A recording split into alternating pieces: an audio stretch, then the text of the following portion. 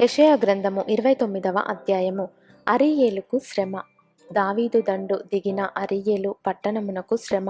సంవత్సరము వెంబడి సంవత్సరము గడవనీయుడి, పండుగలను క్రమముగా జరుగనీయుడి. నేను అరీయేలును బాధింపగా దుఃఖమును విలాపమును కలుగును. అందుచేత అది నిజముగా నాకు అగ్నిగుండమగును. నేను నీతో యుద్ధము చేయుచు నీ చుట్టూ శిబిరము వేయుదును. నీకెదురుగా కోట కట్టి ముట్టడి దిబ్బ వేయుదును. అప్పుడు నీవు అనపబడి నేల నుండి పలుకుచుందువు. నీ మాటలు నేల నుండి ఒకడు గుసగుసలాడునట్లుండును. కర్ణపిశాచి స్వరము వలె నీ స్వరము నేల నుండి వచ్చును. నీ పలుకు ధూళిలో నుండి గుసగుసలుగా వినబడును.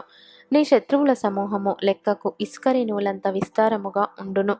బాధించు వారి సమూహము ఎగిరిపోవు పొట్టువలె నుండును. హఠాత్తుగా ఒక్క నిమిషంలోనే ఇది సంభవించును.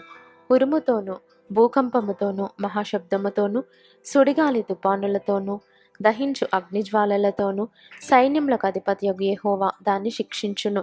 అరీయేలుతో యుద్ధము చేయు సమస్త జనుల సమూహమును దాని మీదను దాని కోట మీదను యుద్ధము చేయువారును దాని బాధపరచు వారందరూ రాత్రి కన్నా స్వప్నము వలె ఉందురు. ఆకలిగొన్నవాడు కళ్ళలో భోజనము చేసి మేల్కొనగా వాని ప్రాణము తృప్తిపడకపోయినట్లును, దప్పిగొనినవాడు కలలో పానము చేసి మేల్కొనగా సొమ్మసిల్లిన వాని ప్రాణము ఇంకను ఆశగొనియున్నట్లును సీయోను కొండ మీద యుద్ధము చేయు జనముల సమూహమంతటికి సంభవించును.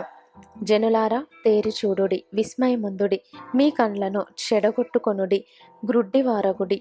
ద్రాక్షరసము లేకయే వారు మత్తులయ్యున్నారు, మద్యపానము చేయకయే తూలుచున్నారు. యెహోవా మీ మీద గాఢ నిద్రాత్మను కుమ్మరించి ఉన్నాడు. మీకు నేత్రములుగా ఉన్న ప్రవక్తలను చెడగొట్టి ఉన్నాడు. మీకు శిరస్సులుగా ఉన్న దీర్ఘదర్శులకు ముసుగు వేసి ఉన్నాడు. దీనినంతటిని గూర్చిన ప్రకటన గూఢమైన గ్రంథవాక్యముల వలె ఉన్నది. ఒకడు నీవు దయచేసి దీని చదువుమని చెప్పి అక్షరములు తెలిసిన వానికి వానిని అప్పగించును. అతడు అది నా వలన కాదు, అది గూఢార్థముగా ఉన్నదని చెప్పును. మరియు నీవు దయచేసి దీని చదువుమని చెప్పి అక్షరములు తెలియని వానికి దానిని అప్పగించును. అతడు అక్షరములు నాకు తెలియవనును. ప్రభువు ఇలాగు సెలవిచ్చి ఉన్నాడు. ఈ ప్రజలు నోటి మాటతో నా యొద్దకు వచ్చుచున్నారు, పెదవులతో నన్ను ఘనపరచుచున్నారు గాని తమ హృదయమును నాకు దూరము చేసుకొని ఉన్నారు. వారు నా ఎడల చూపు భయభక్తులు మానవుల విధులను బట్టి వారు నేర్చుకొనినవి కాగా, నేను మరలా ఈ జనుల ఎడల ఒక ఆశ్చర్య కార్యము జరిగింతును, బహు ఆశ్చర్యముగా జరిగింతును. వారి జ్ఞానుల జ్ఞానము వ్యర్థమగును, వారి బుద్ధిమంతుల బుద్ధి మరుగైపోవును. తమ ఆలోచనలు యెహోవాకు కనబడకుండా లోపల వాటిని మరుగు చేయజూచు వారికి శ్రమ. మమ్మునెవరు చూచెదరు, మా పని ఎవరికి తెలియను అనుకొని చీకటిలో తమ క్రియలు జరిగించు వారికి శ్రమ. అయ్యో, మీరెంత మూర్ఖులు! కుమ్మరికిని మంటికిని భేదము లేదని ఎంచదగున. చేయబడిన వస్తువు దాన్ని చేసిన వారి గూర్చి ఇతడు నన్ను చేయలేదనవచ్చున. రూపింపబడిన వస్తువు రూపించిన వాని గూర్చి ఇతనికి బుద్ధి లేదనవచ్చున. ఇకను కొద్ది కాలమైన తరువాతనే గదా లెబానోను ప్రదేశము ఫలవంతమైన పొలమగును, ఫలవంతమైన పొలము వనమని ఎంచబడును. ఆ దినమున చెవిటివారు గ్రంథవాక్యములు విందురు. అంధకారము కలిగినను గాఢాంధకారము కలిగినను గ్రుడ్డివారు కనులారా చూచెదరు. యెహోవాయందు దీనులకు కలుగు సంతోషము అధికమగును. మనుష్యులలో బీదలు ఇశ్రాయేలు యొక్క పరిశుద్ధ దేవుని యందు ఆనందించెదరు. బలాత్కారులు లేకపోవుదురు, పరిహాసకులు నశించెదరు.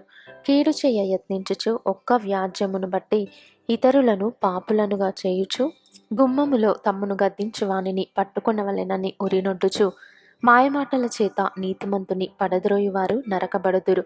అందుచేతను అబ్రహామును విమోచించిన యెహోవా యాకోబు కుటుంబమును గూర్చి ఈలాగు సెలవిచ్చుచున్నాడు. ఇక మీదట యాకోబు సిగ్గుపడడు, ఇక మీదట అతని ముఖము తెల్లబారదు. అతని సంతానపు వారు తమ మధ్య నేను చేయు కార్యమును చూచినప్పుడు నా నామమును పరిశుద్ధపరచుదురు. యాకోబు పరిశుద్ధ దేవుని పరిశుద్ధపరచుదురు. ఇశ్రాయేలు దేవునికి భయపడుదురు. చంచల బుద్ధి గలవారు వివేకులగుదురు. సనుగువారు ఉపదేశమునకు లోబడుదురు.